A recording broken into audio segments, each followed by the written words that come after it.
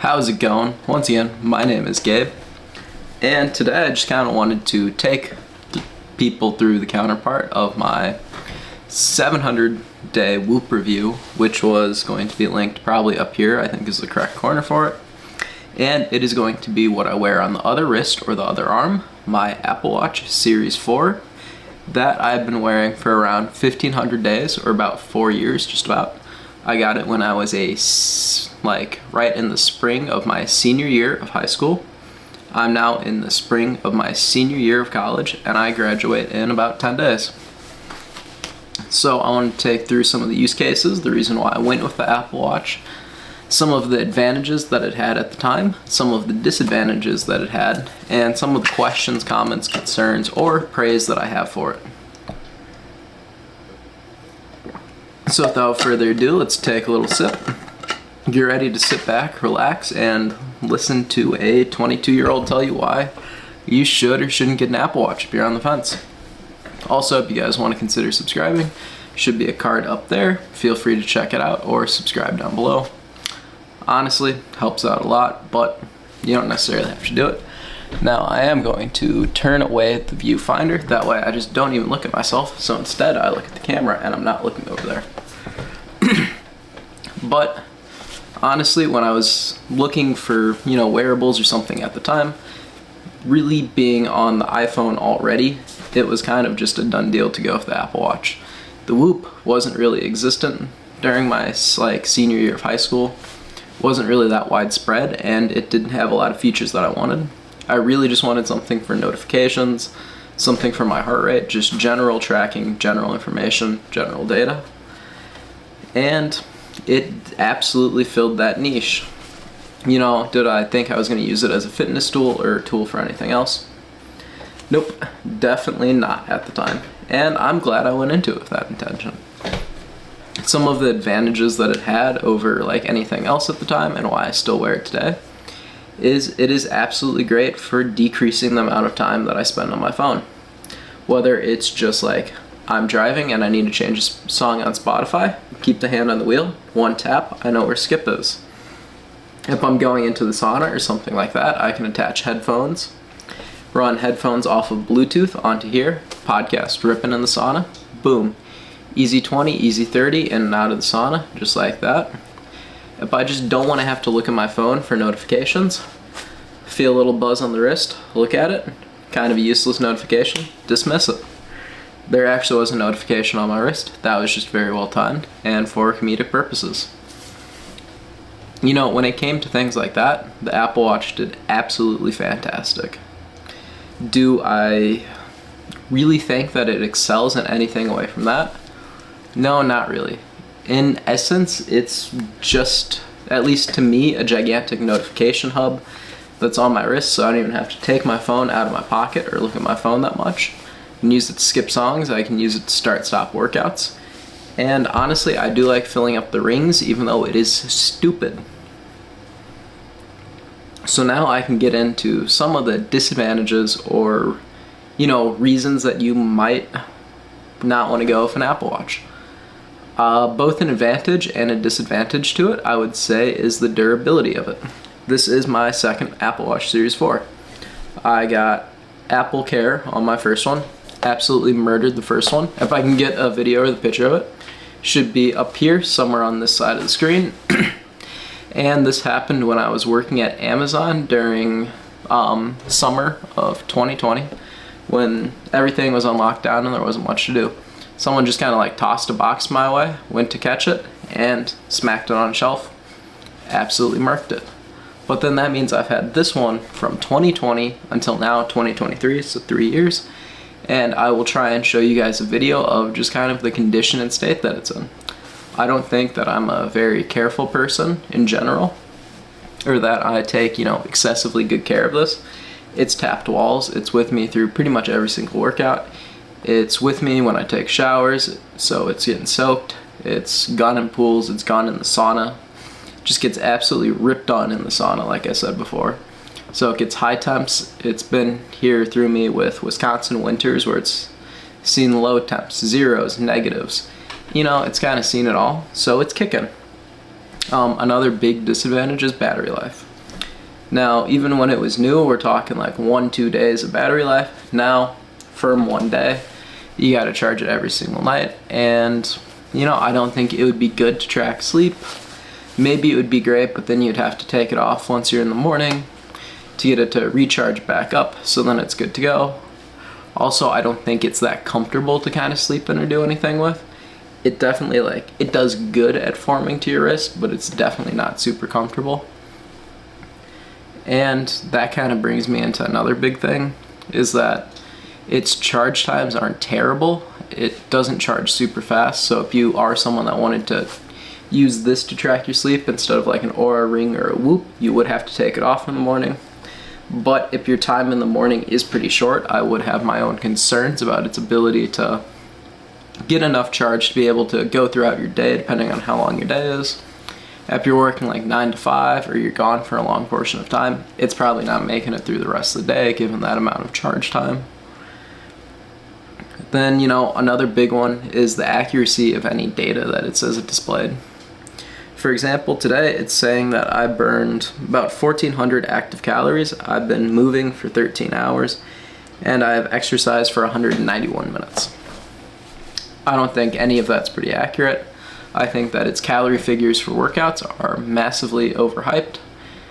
Tracking how many minutes you worked out for, it's good if you're stagnant and you don't move that often, but also at the same time, I work out generally over 30 minutes a day, generally 45 minutes. That one's just kind of defaulted. I set my move calories to 400. Again, that's just pretty general, doesn't matter. And I always aim to be moving for at least 12 hours a day. You know, I don't think it really excels in any of the data it gives you. I do know that the heart rate tracking throughout these has been tested by a few other channels in a few other places, and it was found to be very accurate, at least in the newer ones. I'm not sure about this one, but I'm not using any of the biometrics provided by this to live my life, tailor, or adjust anything at the moment, because I think that the Whoop is more accurate. And then another disadvantage of the Apple Watch is kind of the price. You know, it's kind of hard to spend like $300 to $500, I think, is roughly where they're laying now, depending on if you go pre-owned, if you go new, if you go something else like that. You know, you're going to be ponying that up, and depending on how long you think it will last before you want to change it out, maybe it's worth it, maybe it's not. If you change every year, that's $400 or $500 down the drain every single year, which I get how you could say with this one being a subscription model that it's kind of the same thing. And to that I say it is, but at the same time, hardware upgrades are included with this one. You just pay for a recurring software subscription. So even if you factor in, you know, just software for the Whoop, if you factor in one Apple Watch, you're about the same cost per year. Then if you factor in Apple Care, you're probably higher with the Apple Watch if you're looking to replace it every year. Then if you start to get into the debate where this is lasting you 2-3 years, then it's kind of net negative and they're about the same. So I could see that being about the equivalent. Another disadvantage I would say that this has is just its accuracy or trackability during certain sports, athletics, and other movements that you would want to do. When you swim or stuff impedes the sensor, again, it can cause issues with it having the ability to read your heart rate. So if you're swimming, probably honestly just shouldn't wear this when you're swimming if you want to use that to track it. Maybe people have had better options than me or better results than it. I just feel like it wouldn't be a good idea. Then also, I think that it would be a poor decision to wear this during sports, athletics, and other stuff like that. For example, I play lacrosse. If I get checked here, I think it's shattering the screen. I mentioned that in the Whoop review, which you guys can view up here. And then, you know, honestly, I've had this for 4 years, and I don't regret my purchase one bit. I also don't know why I would need to upgrade. Hardware-wise, there hasn't been anything big to come out to necessitate an upgrade. Nothing has broken. Like, the vibration motor's still fine, everything's still fine after this time. So why would I upgrade there? Biometric abilities haven't really gotten any better. So why would I need to upgrade there? Which kind of just puts it in like a weird state, because, you know, when it cuts support or something like that, and you're actually in the real world, or it doesn't like being on your phone doesn't really matter, or getting notifications for stupid stuff doesn't really matter, then is there really a need or reason to be able to use this or wear this on your wrist? I don't necessarily know. I think that, you know, it has obviously gotten a lot better given recent times where there's like crash detection on it. You can run EKGs and you can do a lot better stuff. Like if you have an erratic heart rhythm, then it can give you a detect of that one. I don't necessarily know the legitimacy or other stuff like that. So for longevity and health reasons like that, I don't know. I do like the noise monitor on this. You know, it often goes off if we're at bars or if it's a deadlift workout, something that's creating a lot of noise. Then it'll go off, but away from that, it's not like it doesn't provide any inherent value except for the value of me not having to look at my phone, which inherently that wouldn't be an issue if I didn't care so much about social media or other things. And then I could just have my phone on do not disturb or on silent. It could go off, and when I look at it and I see what happens and I see what I missed. But at the time, I was so wrapped up in my phone and just always being like tied with media and other things that I just wanted the ability to be able to like sort through it. And this was kind of my step of stepping back from being on my phone so much and other stuff like that. But when it comes to some of my questions, I think when is the next like major iteration of the Apple Watch? Do they go circular? Do they change other features? Is there an Apple Watch Ultra 2? Kind of what's next for Apple Watch? What are they going to bring that actually makes it worthwhile for people to upgrade? Or what do they change in order to kind of stay at the cutting edge of smartwatches? Or does it just kind of go the way of the iPad, where there is no necessary competitor to the iPad in terms of like Android tablets and stuff like that? If none of the other market kind of pushes the edge and the ante to where the Apple Watch needs to improve, does anything really change, or is it just minor iterations that nothing else ever changes in the end? Is it possible with the amount of data and options they want the Apple Watch to be able to provide to even get it to a state where the battery life could be multiple days, to where it could compete with something like the Whoop, where you could just leave it on and stuff like that? Which also leads me to another issue I forgot to mention earlier, the charging puck.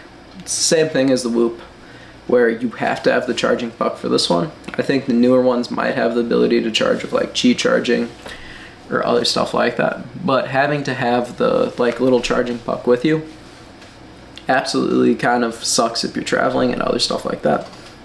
It's another cable to bring. If you forget it, then you're just shit out of luck. And then there's software development. I don't necessarily know how long they're going to be able to keep support for all of the models before they start cutting support. As that happens, what is life like after you lose support for it? Granted, there's not that many like updates and stuff like that over time. But would I recommend that someone gets the Apple Watch? Especially an older one? If it is an older one, sure, I would recommend it. If you can get a good deal or something else like that, depending on what your use case is and if you think it would be beneficial for your use case.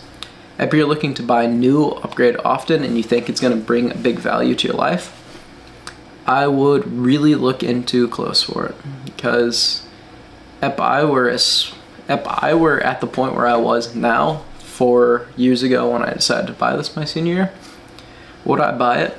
50-50 shot, because I think it's cool some of the stuff it does, but I think I've had better changes in my life from the Whoop 3.0 and the Whoop 4.0, and I think it would have been better if I had hindsight being 2020 and I knew where I wanted to take my life to today.